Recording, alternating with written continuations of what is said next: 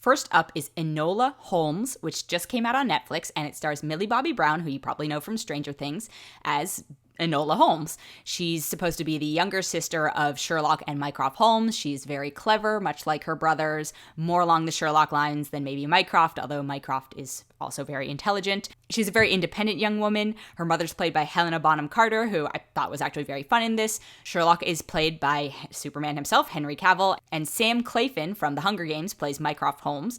And it's a fun movie. It's a very fun romp. It's based on a series of novels called the Enola Holmes Mysteries, which means that we are set up for many of them to come, which, funny, interesting fact, I was reading that apparently the Enola Holmes Mysteries were sued by the estate of Sir Arthur Conan Doyle because they are claiming that Sherlock Holmes hadn't fallen into public domain yet. That's a side drama story anyway. But, it's a fun mystery. I do think one of the challenges with any story that revolves around the Holmes figures is that they're too smart for all of this. And I think that Enola Holmes, the film, which is really hard to say, by the way, I think Enola Holmes tries to solve for this by, there's a lot of addressing of the camera. And so she's explaining her thought process, which is a thing that other cinematic interpretations of Sherlock Holmes have done before. And I don't know if they're as successful. I don't love them. I love the Benedict Cumberbatch Sherlock. And I think the way that they show him puzzling things out is different than the way the Robert Downey Jr. interpretation does it. So in this case, it's a very direct address to the audience. And there are some pretty clever storytelling ways of doing that. But again, there is that kind of factor of all of this is going on a, quote, higher intelligence level. There are some fun, interesting feminist themes to it, which I'm always a fan of. And I think it does them pretty well, actually.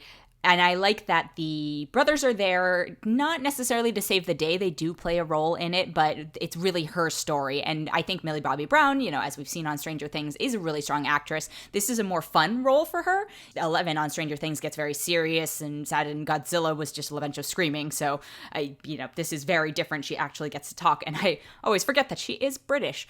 And so this is her natural accent.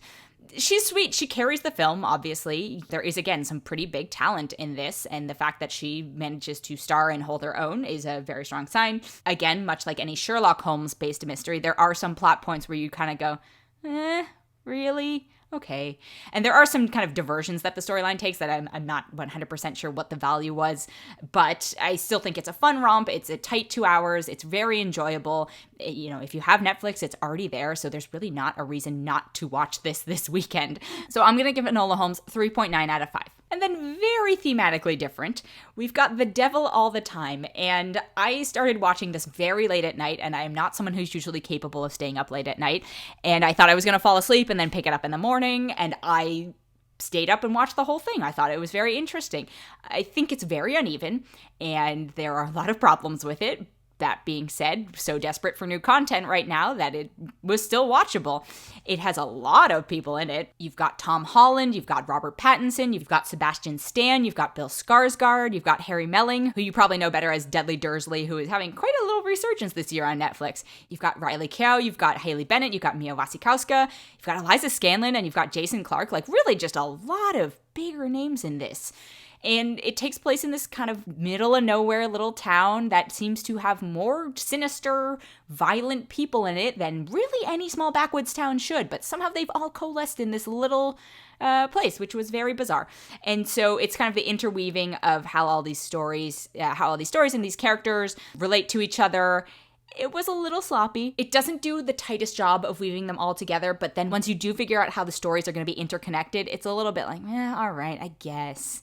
That being said, all the actors in it are pretty strong, and I looked at it, it's really kind of 3 or 4 different movies strung together with a thread, and we've seen plenty of movies like that. I want to say, unfortunately, like Crash is the example that people tend to cite. But this is sort of, hey, the first 40 minutes were this. And by the way, at 40 minutes in, I was like, oh, okay, I'm really invested. And usually that is a complaint on my side, where I'm like, oh my God, we're 40 minutes in, where is this going? But the fact that, and this is actually very much counter to Antebellum last week, where I was like, we're 40 minutes in, where is this going? This was like, oh, we're 40 minutes in, where is this going? And how are we going to resolve the rest of this. It's a little bit long, by the way. It's 2 hours and 20 minutes. But I think all the little sort of mini movies within the movie are well done, and it's a lot of character confrontations and a lot of just interesting, and much like Enola Holmes, this has some narration, although it's sort of a more voiceless one than actual, to camera from the characters breaking the fourth wall.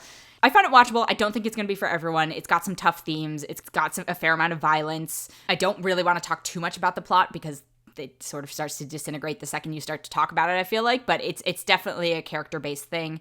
And again, we are pretty desperate for content right now. So Devil All Time on Netflix. I think this is one of those ones where if you watch the trailer, you'll get a sense whether or not you want to watch this film. But if you are intrigued by that, I would give it a watch. So I'm going to give this 3.6 out of 5. And then the last thing I watched this week was Ottolenghi and the Cakes of Versailles, which feels like it's aimed at a very niche audience. But, I'm a huge fan of Great British Bake Off. I do like cooking stories. I love documentaries.